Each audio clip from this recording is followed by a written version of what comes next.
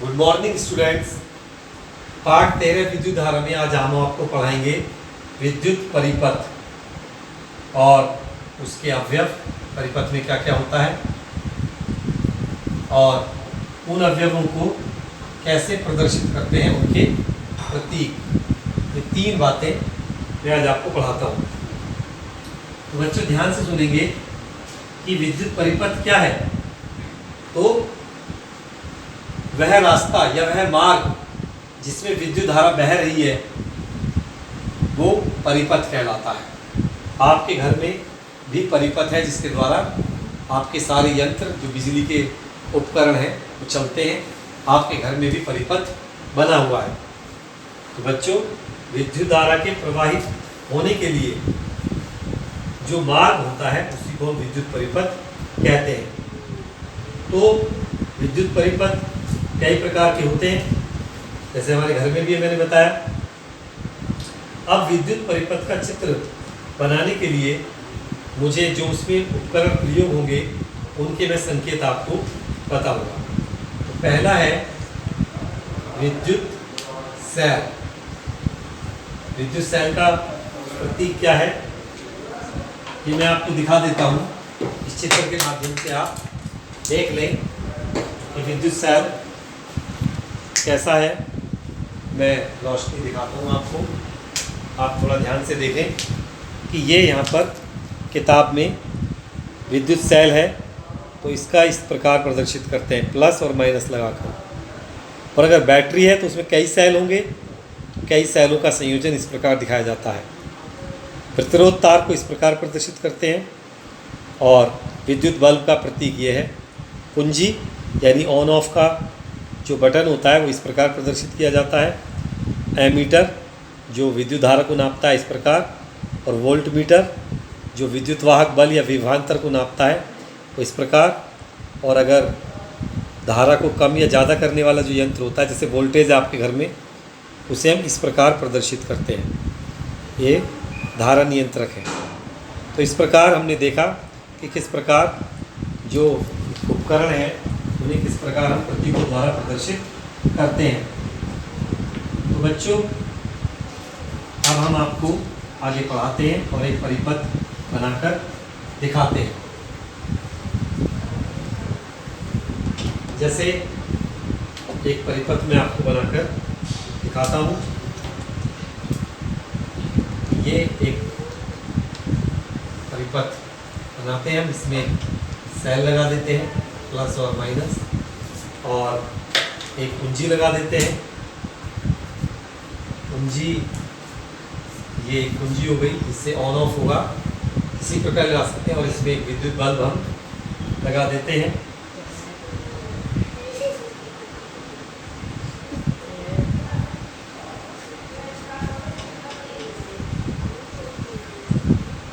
देखिए बच्चों, इसमें विद्युत बल्ब लगा देते हैं हम,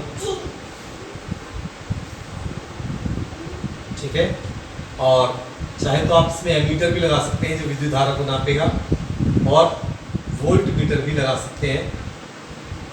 इस प्रकार वोल्ट मीटर भी इसमें लग जाएगा। ध्यान रखेंगे कि जो परिपथ में जो जो चीज़ें लगती हैं वो सब मैंने यहाँ पे दिखाई है। सेल दिखाया है, कुंजी दिखाई है जिससे धारा का बहना बंद या चालू होता है, जिसे बटन कहते हैं स्विच ऑफ और स्विच ऑन का जो बटन है तो यही है। ये विद्युत धारा को नापेगा, ये विभवांतर को नापेगा या विद्युत वाहक बल को नापेगा। तो ये एक उचित मैंने आपको बनाकर दिखाया है। इसके बाद आपके इस पाठ में विद्युत घंटी का भी प्रयोग है। विद्युत घंटी के बारे में भी बताया गया है कि विद्युत घंटी क्या होती है। तो बच्चों विद्युत घंटी जिसे आप बैल कहते हैं, जो घरों में लगाई जाती है, बाहर दरवाजे पर बटन आप दबाते हैं और अंदर वो बजने लगती है।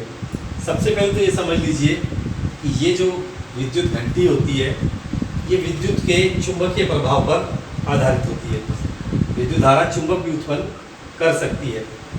तो विद्युत घंटी में एक लोहे का कोड होता है जिस पर धारा प्रवाहित धातु के तार की कुंडली लिपटी होती है।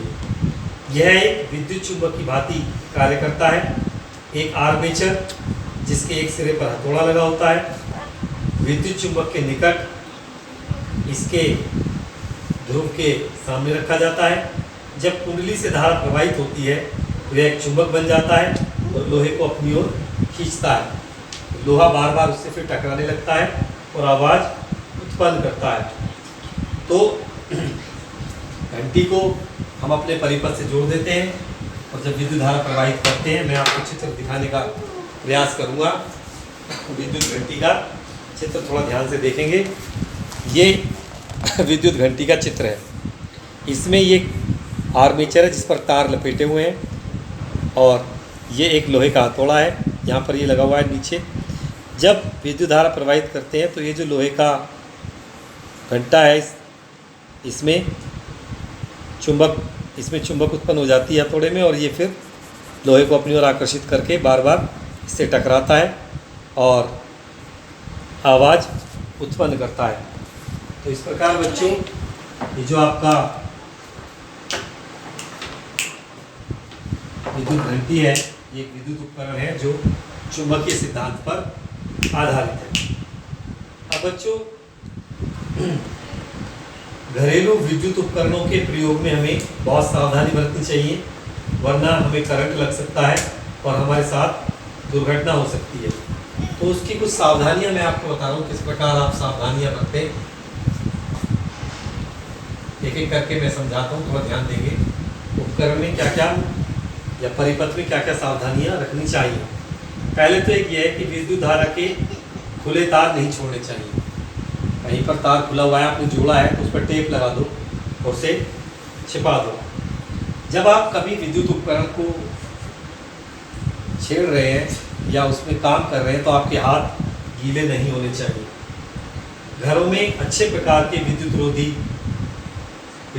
रोधी लेप के तारों का प्रयोग होना चाहिए।